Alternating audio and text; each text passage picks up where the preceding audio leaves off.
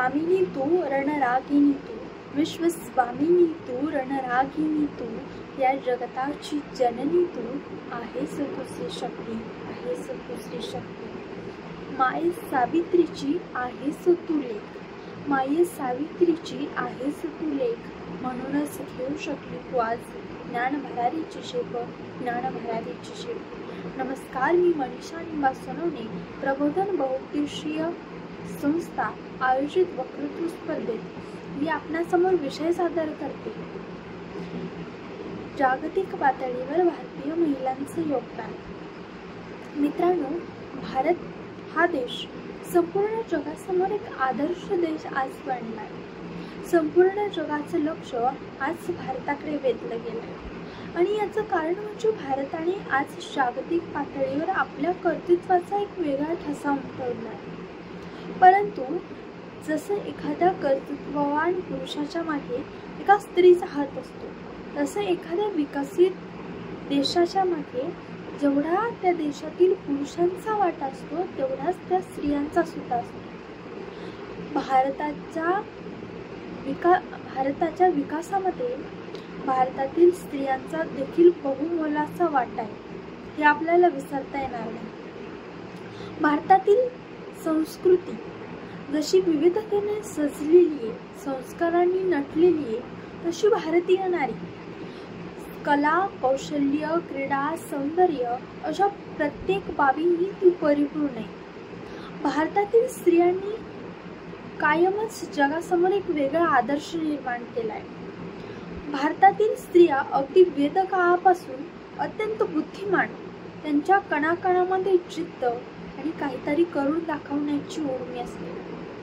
अगदी वेदकाळातील ब्रह्मवादिनी म्हणून ओळखल्या जाणाऱ्या गार्गी मैत्रीपासून ते आजच्या मनू भाकरपर्यंत प्रत्येक स्त्रियांनी जगासमोर एक वेगळा आदर्श, एक नवी प्रेरणा दिली आहे जगाला. भारतातील स्त्रियांनी जगाला काय शिकवलंय तर सौंदर्याची अलोट देणगी लाभलेल्या राणी पद्मिनीने आत्मसमर्पण करून जगाला आत्मसन्मान शिकवलाय. झाशीच्या राणीने तर स्वातंत्र्यासाठी आपले प्राण पणाला लावून ती कधीही कुणापुढे न झुकली, म्हणून तिने जगाला स्वाभिमान शिकवला.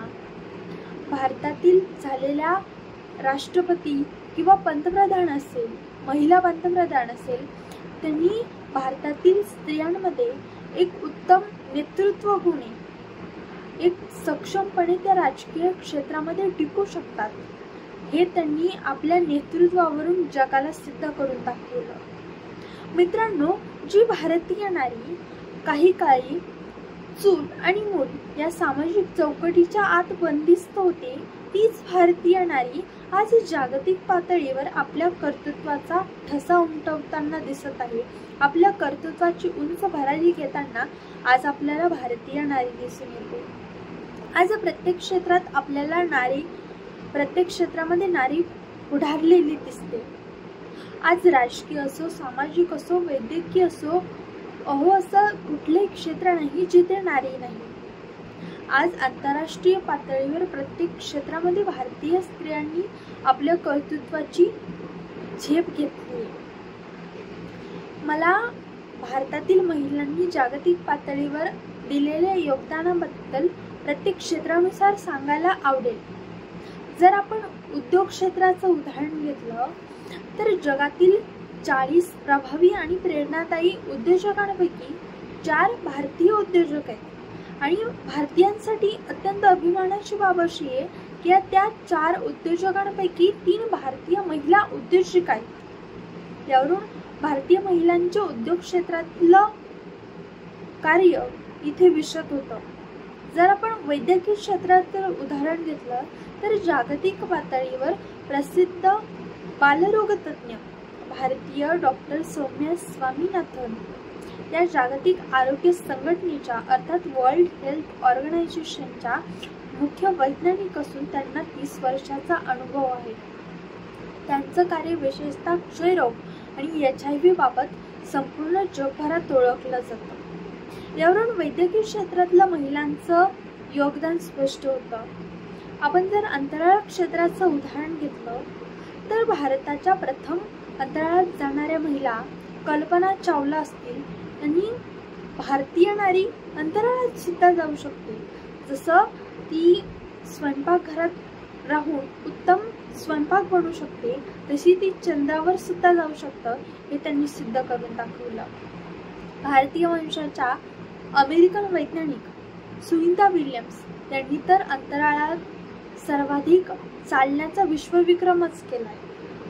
तसेच चंद्रयान 2 मध्ये प्रमुख भूमिका बजावलेल्या रॉकेट महिला म्हणून संपूर्ण जगात ओळखल्या जाणाऱ्या रितू करिधाल यांनी रॉकेट महिला म्हणून स्वतःची एक वेगळी ओळख निर्माण केली आहे.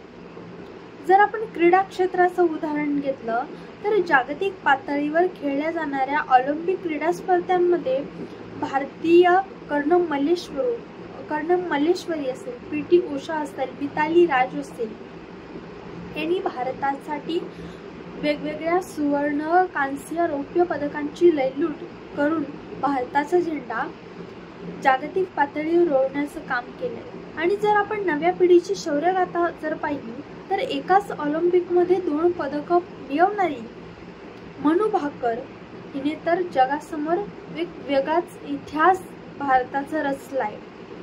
जर आपण साहित्य क्षेत्राचं उदाहरण घेतलं, आत्ताच्या ज्या भारताच्या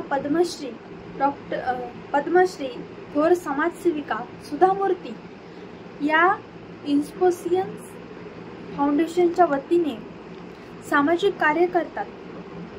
ते एक उद्योजिका आहेत.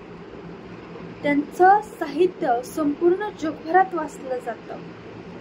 यामुळे स्त्री साहित्य क्षेत्रात सुद्धा एक योगदान करू शकते, हे त्यांनी दाखवून दिलं. आणि भारताच्या आतापर्यंत झालेल्या श्रोते प्रेक्षक हो, तुम्हाला आमच्या या स्पर्धकाचा व्हिडिओ नक्कीच आवडला असेल. आता या स्पर्धकाला विजयी करण्यासाठी तुम्ही देखील मदत करू शकता. त्यासाठी तुम्हाला या व्हिडिओला लाईक करायचं आहे. स्पर्धकाला प्रेरित करण्यासाठी किंवा या विषयावर तुमचे मत कमेंट मध्ये व्यक्त करायचं आहे. त्याचबरोबर या स्पर्धकाला जास्तीत जास्त लोकांपर्यंत पोहोचवण्यासाठी हा व्हिडिओ शेअर देखील करायचा आहे. प्रबोधन बहुउद्देशीय संस्था महाराष्ट्राच्या कानाकोपऱ्यात विविध शैक्षणिक आणि सामाजिक उपक्रमांचे आयोजन करत असते. ही स्पर्धा अशाच उपक्रमांचा एक भाग आहे. तुम्ही देखील प्रबोधनच्या या परिवारात सामील होऊ शकता. प्रबोधनच्या विविध उपक्रमांची अपडेट मिळवण्यासाठी या YouTube चॅनलला सबस्क्राईब करायला विसरू नका. व्हिडिओ शेवटपर्यंत पाहिल्याबद्दल आपले मनपूर्वक आभार आणि खूप खूप धन्यवाद.